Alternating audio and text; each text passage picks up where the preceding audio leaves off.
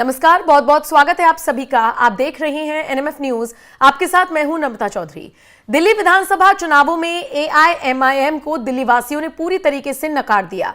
शायद इसीलिए जिस सीट पर माना जा रहा था कि एआईएमआईएम यानी कि ओवैसी ने अपने कैंडिडेट्स खड़े किए थे, उनमें से कुछ तो जीत जाएंगे, लेकिन ऐसा होता हुआ नजर नहीं आया। और इसी कड़ी में सबसे ज्यादा चर्चा मुस्तफाबाद की हो रही है, जहां से ओवैसी को पूरी उम्मीद थी कि वो ताहिर हुसैन को यहां से जीत दिला ही पाएंगे। हालांकि दिलचस्प बात यह है कि कांग्रेस के प्रत्याशी से तो बहुत अच्छे खासे वोट ताहिर हुसैन ने हासिल किए, लेकिन अगर बात करें आम आदमी पार्टी और बीजेपी के कैंडिडेट के मुकाबले तो ताहिर हुसैन काफी पिछड़ते हुए नजर आए हैं। हालांकि इन सब के बीच पहली बार दिल्ली विधानसभा चुनावों के नतीजों के बाद अपनी हार को, या फिर ये कह लीजिए बुरी तरीके से जो जनता ने अपना ओपिनियन दिया है उसको स्वीकारते हुए, चुप्पी तोड़ते हुए ओवैसी ने बड़ा ऐलान किया है। उन्होंने अपना बयान खुद अपने पेज पर साझा किया है। उनके सारे ऑफिशियल अकाउंट्स पर वो बयान आपको सुनाई दे जाएगा। उनका बयान हम भी आपको सुनवाएंगे, लेकिन उससे पहले ट्वीट करते हुए असदुद्दीन ओवैसी ने क्या कुछ कहा है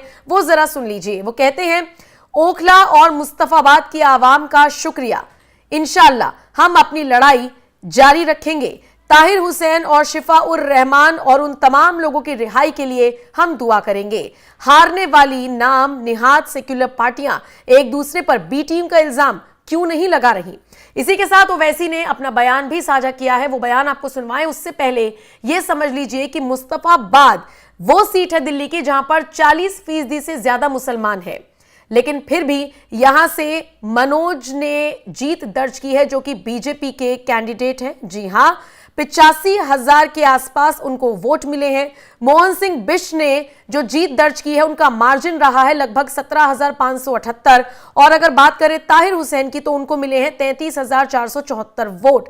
बताया तो यह भी जा रहा है कि अगर असदुद्दीन ओवैसी इस सीट से ताहिर हुसैन को ना मैदान में उतारते तो इसका फायदा आम आदमी पार्टी को हो सकता था, और शायद आम आदमी पार्टी के कैंडिडेट जिनको लगभग 67,000 के आसपास वोट मिले हैं वो शायद 1 लाख तक का आंकड़ा छू सकते थे।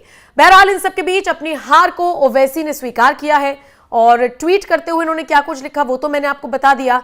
बयान में वो क्या कुछ कहते हुए नजर आए हैं वो भी जरा सुन लीजिए। बिस्मिल्लाहिर्रहमानिर्रहीम, अस्सलाम वालेकुम रहमतुल्लाहि व बरकातहू। मैं ओखला और मुस्तफाबाद की विधानसभा की आवाम का बेहद शुक्रिया अदा करता हूँ कि आप तमाम ने मिलकर शिफा उर रहमान के लिए और ताहिर हुसैन साहब के लिए आपने अपने वोट का इस्तेमाल किया। मैं आपका बेहद शुक्रगुजार हूँ कि आपने बड़ी मेहनतें की। मैं तमाम मजलिस के अरकान का, जनाब शिफा उर रहमान के साथियों का, उनके फैमिली का, ताहिर साहब के फैमिली का, और ख़ास तौर से शिफा उर रहमान और ताहिर साहब के शरीक हयात का, और ताहिर साहब के 20 साल नौजवान फर्जन का, इनका भी बेहद शुक्रिया अदा करता हूँ कि इन्होंने बड़ी मेहनत की, जस्तजू की।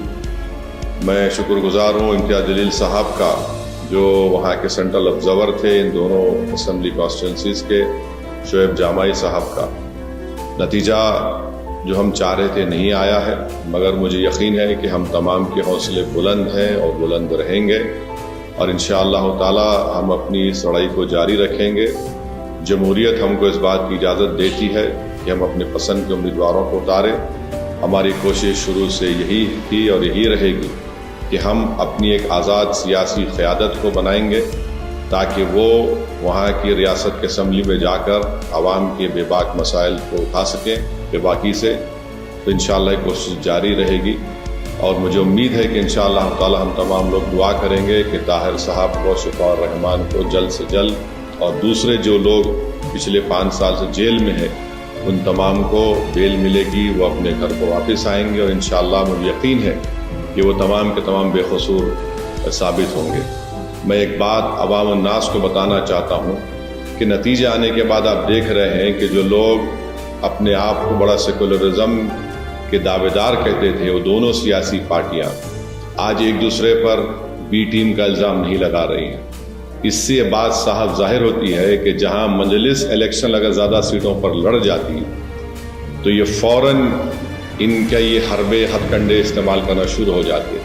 अब जब दोनों लड़कर हार गए बीजेपी के खिलाफ, तो इनमें बड़े ही महज़िब तरीक़े से अदब के दायरे में रहकर एक दूसरे को तनकीद कर रहे हैं। तो ये लोग बेनिकाब हो रहे हैं कि कैसे मजलिस जब आपकी क़ियादत को, आपकी एक आवाज़ को उठाने की बात करती है, हिस्सेदारी की बात करती है, तो इन सब के पेट में दर्द शुरू हो जाता है।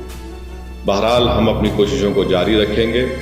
हमारी कोशिश यही रहेगी कि ओखला और मुस्तफ़ाबाद में विकास और तरक्याती का काम मुकम्मल हो, वहाँ के अवाम के बुनियादी मसाइल हल हो, और हम इसके लिए कोशिश करते रहेंगे। मैं आप तमाम का बेहद शुक्रिया अदा करता हूँ। और हमने मेहनतें की, अल्लाह हमारी इस मेहनत को, कुर्बानी को ज़रूर कबूल करेगा, और इंशाअल्लाह आने वाला कल हमारा होगा। बहुत बहुत शुक्रिया।